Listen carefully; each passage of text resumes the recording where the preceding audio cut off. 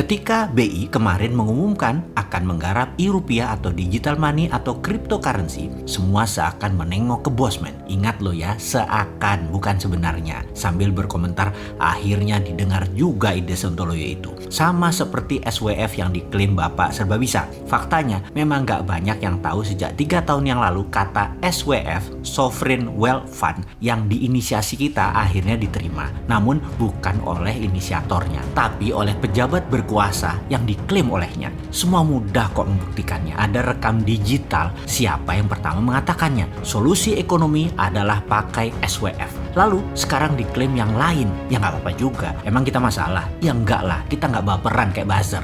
Kalau memang cinta NKRI, nggak masalah ide solusinya diklaim siapapun karena memang tujuannya untuk rakyat, bangsa, dan negara. Akhirnya SWF dipakai sebagai salah satu solusi ekonomi. Alhamdulillah. Lalu kita detailkan. Kita lihat konkret pengelolaan SWF tersebut seperti apa. Ternyata makin kesini makin jelas bahwa ternyata SWF-nya bukan MMT yang model modern monetary-nya. Lalu kita pada nanya, ini SWF model mana? Walah, masih ilmu kuno, masih old mind ternyata. Masih Keynesian juga ternyata. Masih pakai cara bank sistem atau dibaca bunga. Masih pakai pinjaman juga yang dibaca ya bunga juga. Masih pakai aset negara buat jaminan. Juga dibacanya digadai. Ya beda jauh ini mah. Ini model 1MDB-nya Najib Malaysia dulu yang rawan dikorupsi. Kalau seperti SWF ini dijalankannya. Gak nuduh loh ya bahwa ini akan mudah dikorupsi. Hanya rawan disalahgunakan. Ini ngingetin, jangan baper. Jadi hilang deh semangat kita bernegara yang bercita-cita menjadi the most powerful country di Southern Hemisphere. Atau Indonesia menjadi negara terkuat di belahan selatan Khatulistiwa seperti cita-cita Mardigu Nation. Begitu tahu SWF-nya versi pejabat masih pakai Keynesian, kita jadi pesimis. Ilmu Michael Hudson dengan Hudsonian dengan MMT jauh beda langit dan bumi. MMT itu anti bunga,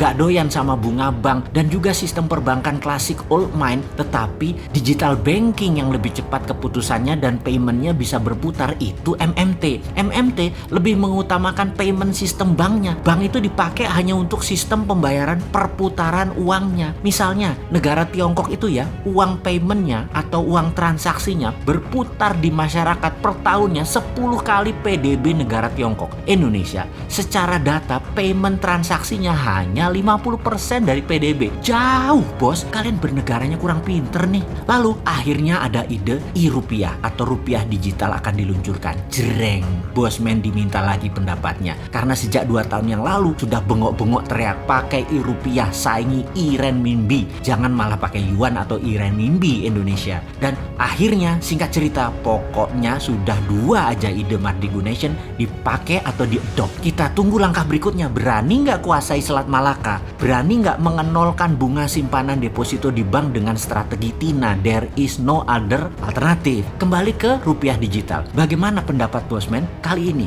Kalau kita pertanyakan kalau e-rupiah atau digital rupiah kalau nggak pakai Hudsonian MMT dengan printing money, maka rupiah digital cryptocurrency-nya yang akan dilakukan ngimpi untuk Indonesia menjadi berdaulat. Rupiah menang dengan underlying emas, itu lebih real. E-rupiah underlaynya pakai uang beredar, ya berat bos. Kalian Keynesian gak nyandak emang dengan modern monetary teorinya MMT-nya Hudsonian punya ilmu. Udahlah, jangan dipakai kalau masih pakai ilmu lama. Jangan dipakai kalau masih old mind. SWF adalah ilmu baru.